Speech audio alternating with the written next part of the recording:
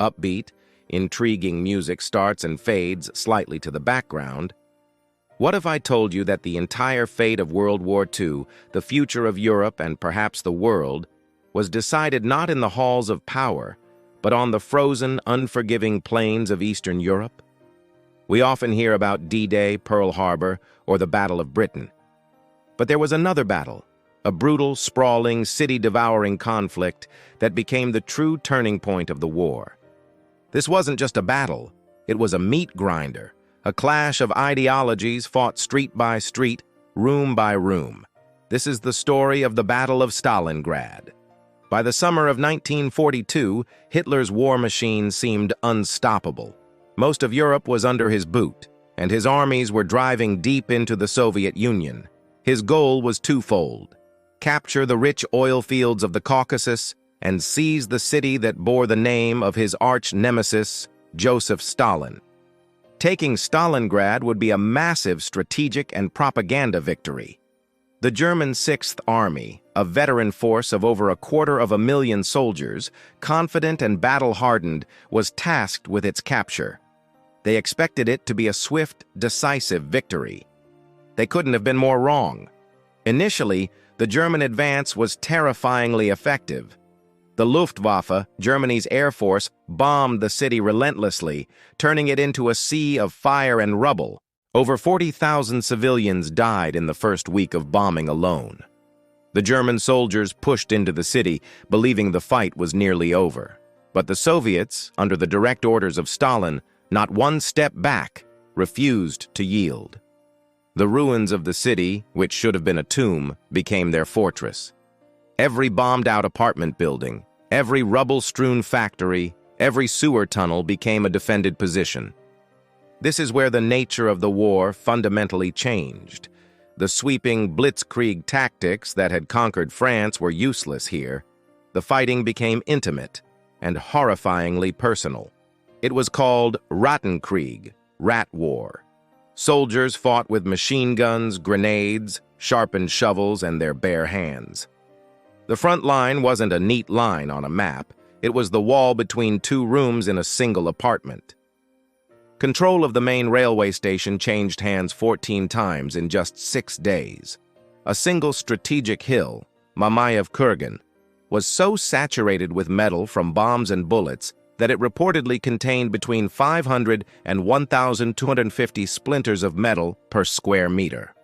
The average life expectancy of a new Soviet soldier arriving in the city was less than 24 hours. Yet, they kept coming. Ferries braved constant German artillery and air attack to bring reinforcements and supplies across the wide Volga River.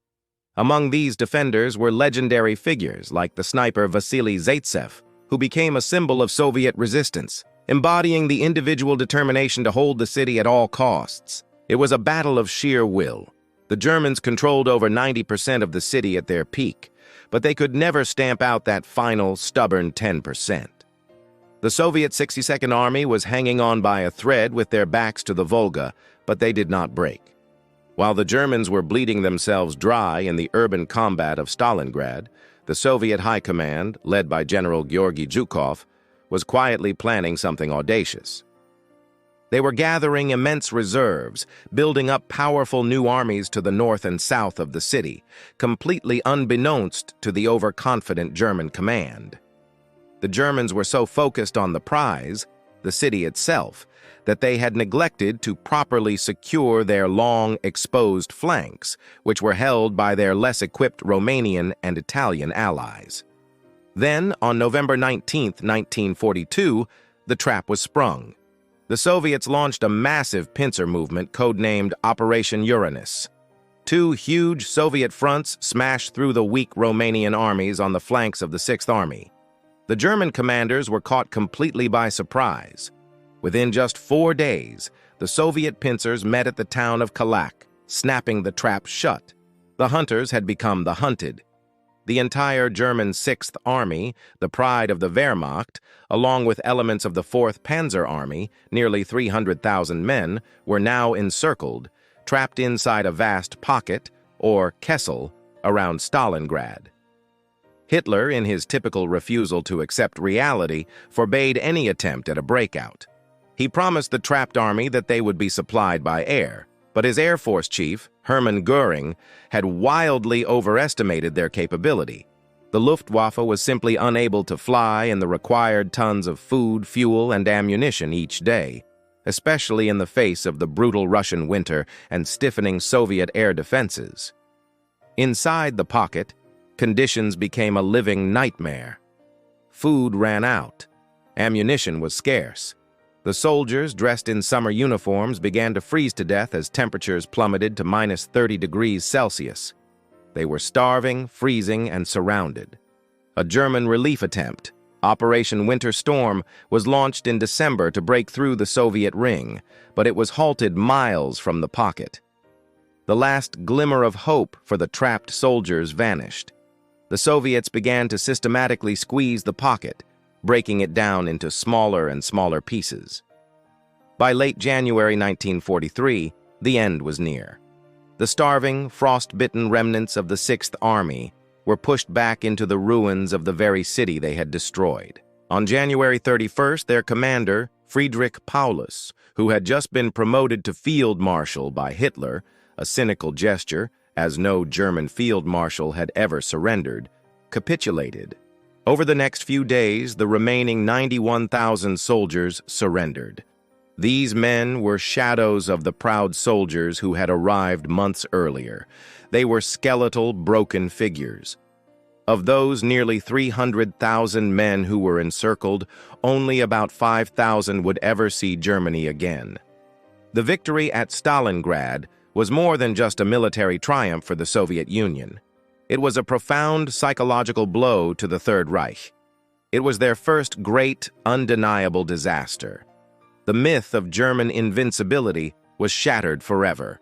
For the Allies, it was a beacon of hope. The news electrified the world, proving that Hitler's armies could be stopped and defeated. From this point forward, the German war machine would be on the defensive on the Eastern Front, pushed back step by step all the way to Berlin. The tide of the war had irrevocably turned. The Battle of Stalingrad stands as a testament to the brutal realities of war and the incredible resilience of the human spirit. It changed the course of World War II and shaped the world we live in today. It was a victory won through unimaginable sacrifice, a turning point written in blood and ice on the banks of the Volga. Thank you so much for joining me on this deep dive into history. If you found this story as fascinating as I do, please hit that like button, subscribe to the channel, and ring the bell so you do not miss our next exploration into the pivotal moments that have shaped our world. Let me know in the comments which battle you'd like to see covered next. Thanks for watching, and see you in the next one.